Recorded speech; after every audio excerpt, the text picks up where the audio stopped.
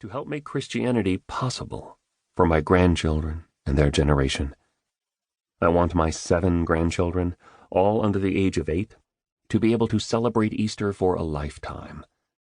So if my grandchildren are to be able to embrace Easter with any kind of authentic faith when they're adults, I cannot afford to ignore their inevitable doubts, or try to strong-arm them into unquestioning certitude. In our secular age, that is a formula for atheism. Instead, I will do my best to nurture my grandchildren in the rich soil of historic Christian faith, a faith that in its healthiest forms has always been comfortable with mystery and nuance, metaphor and allegory, candid questions, and honest doubt. Because in the end, Christianity has suffered more casualties from faux faith than from honest doubt. In seeking to pass on Christian faith to my grandchildren, I am more interested in presenting them with a beautiful mystery than a collection of ironclad certitudes. If Jesus is presented as beautiful and mysterious as we find him in the Gospels, I'm willing to trust in that beauty to win hearts. I've heard it said that no one ever became a Christian because they lost an argument. I suspect that's true. I also suspect far more people than we imagine have become converts to Christianity for the simple reason that they were charmed by the beauty of Christ. I would much rather ground Christian faith on the beauty of Christ than on biblical literalism. Biblical literalism can be debunked by a college freshman, but the beauty of Christ can withstand every attack Nietzsche can muster. If I'm hedging my bets on the survival of Christian faith as we hurtle into a secular age, it's because the King of Hearts is still so beautiful. I'm willing to bet my grandchildren's faith on the beauty of Christ. And in my mission to help make Christianity possible for the generations that follow, I have a trusted and gifted ally in Austin Fischer. Faith in the Shadows is the kind of book that can give faith the space to flourish, not by beating back doubt through dogmatic argument, but by taking the terror out of doubt, by exposing it to the sunlight of honest reflection.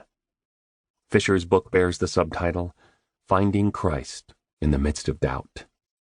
I like that.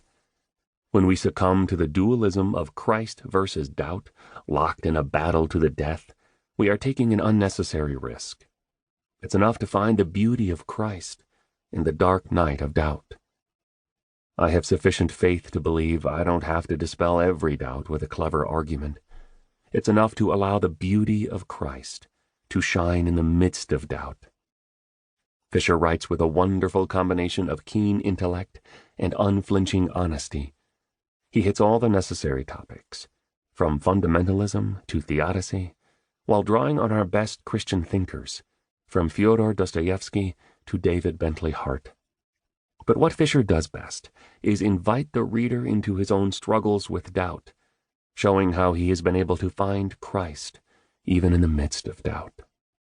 Ultimately, the hero of Fischer's book is not the brilliant Christian apologists, though we appreciate their fruitful labors, but the beauty of Christ's love that is the only credible answer to interrogations of doubt. As Fischer says, faith is not the absence of doubt. Faith is the presence of love.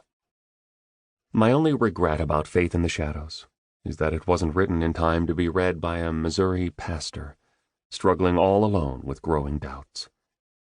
If it had, perhaps his faith could have survived to celebrate another Easter. Chapter 1. Graffiti. An Invitation to a Rebellion. Rembrandt's The Return of the Prodigal Son hangs on a wall in my office, and each day I sit opposite it and meditate on it. This ritual will sound familiar to those acquainted with the work of Henry Nouwen, because in The Return of the Prodigal Son, Nouwen recounts his journey with this painting, a window into the mysterious, redemptive way of God in the world. Art historian H.W. Jansen calls it a moment stretching into eternity. I agree. When I started following Christ, I saw myself in the prodigal, dressed in rags and tattered sandals.